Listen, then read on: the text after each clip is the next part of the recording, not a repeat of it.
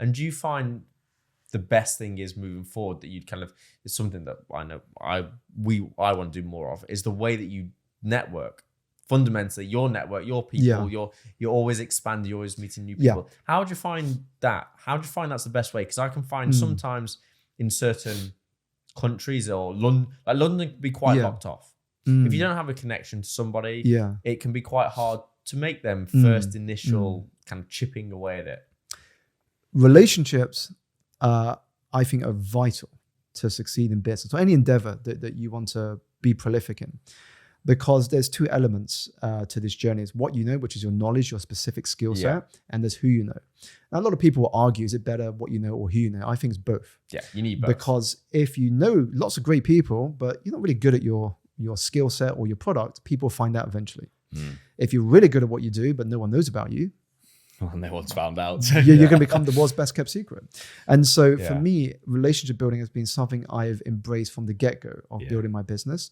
And so I've been a big proponent of voice notes. I mean, one of the things I love doing on a platform like LinkedIn, for example, is every time somebody sends me a connection request or I send them a connection request, I jot them a voice note within, I don't know, the first 2 or 3 days. Just say, hey, good to meet you. Look forward to learning more about your work. Yeah. And then I archive that message. That could be your app. Why a voice note? Why a voice note? Voice note for 2 reasons. First, we are curious creatures. So when you open your phone and you get a notification from an app, it will give you the first line. So you have a preview of the message. Yeah. But if it's a voice note, you've got to listen to it. Yeah. So we more often than not will want to hear what's in that voice note. Yeah. And second, voice carries emotion. Yeah. So voice tells people what you're about. And especially if I'm a speaker, people get to feel the way I present myself through my voice. Yeah. And so it gets people. You've got a very distinctive voice, so it works. It works very well. But no, I was asking because I thought emotion. The emotion part is great, and it arouses someone's curiosity. So then what happens is they might look for my profile, look at my content, look at my videos. A bit more of a deep dive. They're more interested to go beyond the initial message. And that's led to so many opportunities, whether it's like, hey, do you want to come speak at my conference?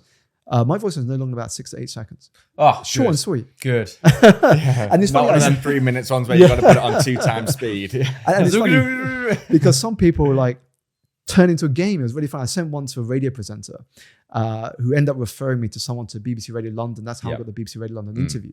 And he sent not only a voice note back, he sent a video message back. And I said, man, you've done my voice note down, gone up again. You know?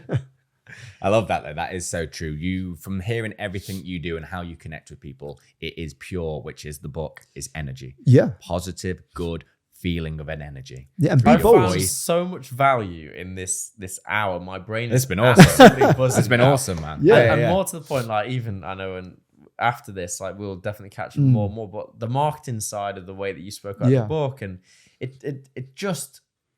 Really, you market off emotion and energy. Yeah, I mean, because that's what sells. I mean, whether we like it or not, we make a purchasing decision based on emotion. Yeah, take phones or gadgets. You don't need the latest gadget or phone. The previous version did the same thing. Yeah, but the reason we want it is because we can show we got the latest version. Yeah, we can do all these features. It was always on Strictly. I tried to make sure that when we created the dance is one thing, but the story within that 90 seconds from the start, the middle, and the end. Yeah. How can I create the emotions to heighten the person's heart rate, connect with them, sat down their sofa at home? Because I know when I heighten their heart rate, the more evident that they're going to make a rash decision and pick up the phone and vote for me. Like it's a full thought process.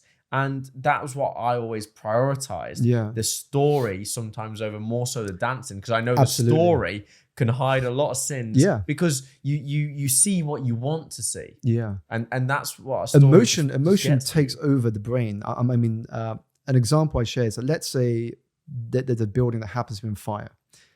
You logically are not going to run into that building and try and save someone. You're going to call the firemen and women to come and address the scene.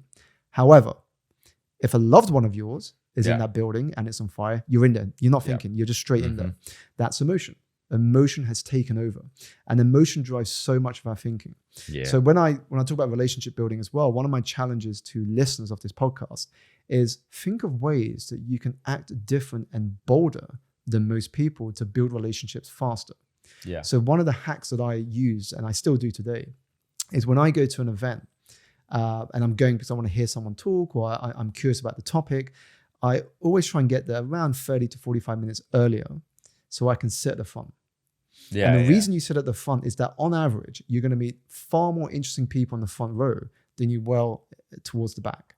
Yeah. So often you might even meet the speakers because they're there early having to prepare. As well. You meet the speakers team, you meet the event organizers, you meet some really interesting people, you meet the VIPs who have been invited by the speaker, and then suddenly you've bypassed all those steps you would have had to get towards to get to those relationships.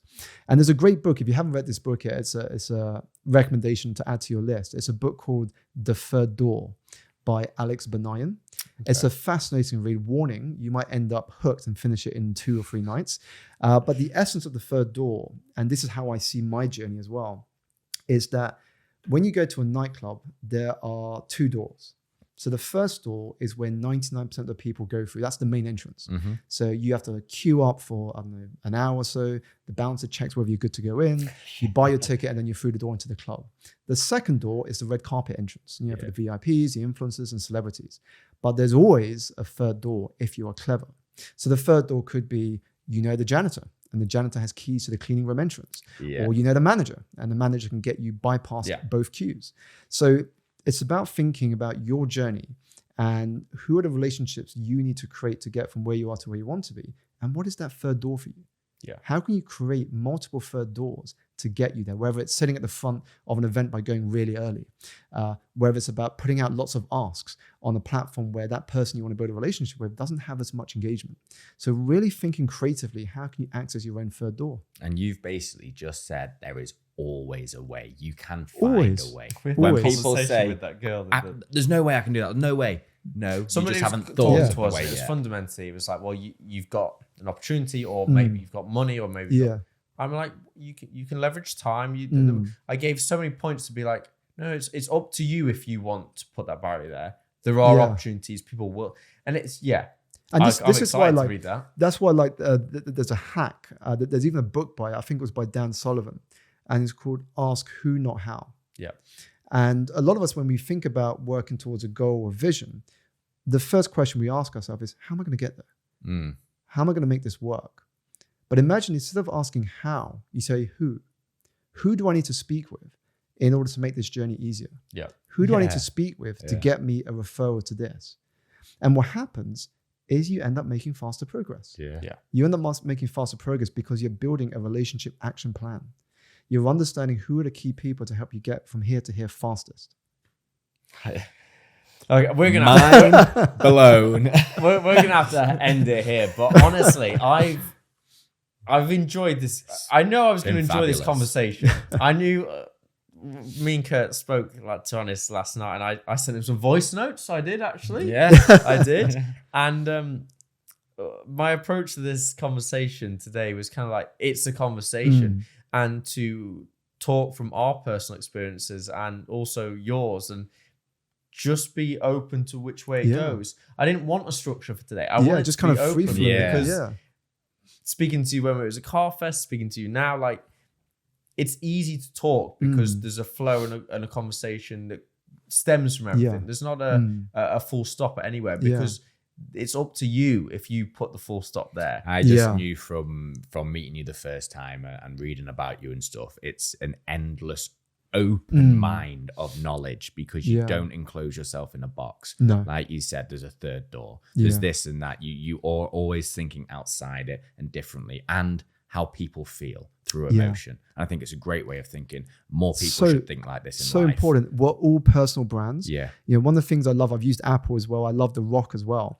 The reason I love these two as examples is because you cannot categorize them. You know, if you go back into the 90s and early 2000s, you look at the stock market, they would have classified Apple as a computer company, and The Rock would have been classified as a wrestler. Now, fast forward to today, would you classify Apple as a computer company? They do watches, televisions. They're going to be doing everything. They've got phones, maybe cars. The Rock is doing acting.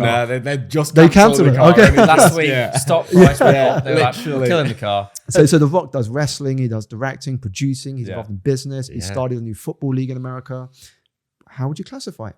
So what they've done is they've transcended a title or a category, and they've become a brand. Yeah. And I think all of us have the potential to become a personal brand. how we use the tools available to us, how we engage with the world, what we learn, the subjects we get into our head allows us to connect these dots and come up with original ways of thinking. And that's how we transcend being categorized as one thing only. So you say key things, just quickly then. Key things to help self-help yourself is don't look at the negatives in a situation. Try and look towards the positives, because then it turns situations into a better light, and then you can think about them nicer. And think about your diet, think about your sleep, and think about the things that you love to do and do them things. Yep. And listen to your curiosity. Yeah. Something I said earlier is you don't wake up one morning and you go, Eureka, I know what my purpose is. It never happens. No. The reality of what happens is you have this sort of gut feeling of curiosity. Oh, I'm curious about this. But the thing is, we ignore it, we suppress it. But start listening to that and follow that curiosity. Yeah. And then that will unravel more steps. Sweet. That will either tell you, don't do this. Yeah. Or it will tell you, actually, do this, but actually try in a different way. So follow your curiosities, because when you follow that, it will lead you to the river of where you were meant to be. Yeah, open them conversations and just see where they go. It kind of is beautifully summed up by this Zen saying that I first learned when I spent some time in Kyoto, which goes, be attached to no outcome and open to everything. Because when everything is unknown, anything is possible. I love that.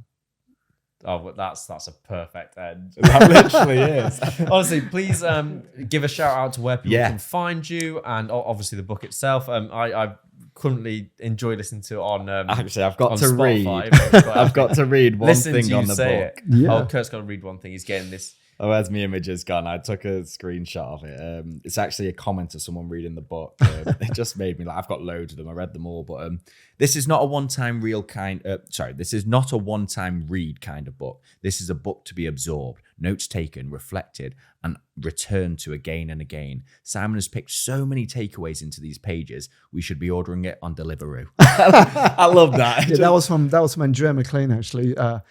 Former presenter of Loose Women, actually. Yeah. And I love that when she gave me that endorsement. I was like, wow, that's a very good visual. Yeah. Just made me giggle. I read through loads of them, and all these were amazing ones. Were way better comments. Yeah. But that just made me laugh. I loved it. But yeah, so I'm on all the major social platforms. Yeah. The three I use the most are YouTube, LinkedIn, and Instagram. Yep. Instagram, my handle is @SimonAlexanderO. And if you want to purchase the book Energize, it's Energize with a Z. You can get it on all the major bookstores or go to getenergizedbook.com. Just before you go anywhere, we just want to say thank you very much to listen to Freedom Impact Trust. We love your reviews, so please do leave them, because it helps other people find us, doesn't it, Curtis? Yes, it does. As AJ said, comment, like, subscribe, share it with a friend, share it with the entire world. Let everybody know that this is the podcast that you guys are listening to, and jot down some comments of any financial advice that you want or any questions. We'll be happy to answer all of them at the best of our knowledge. Thanks again for listening, guys. We hope you've enjoyed it, and we love you all. Yeah, we just want to thank our sponsors, FINT, the financial investment app, where you can invest from as little as £50 a month. Yes, Curtis, £50 a month. So easy. I like it. And don't forget that it's all within 3 portfolios. Simplicity. It's easy. Get investing, guys. Have a great day. See you later.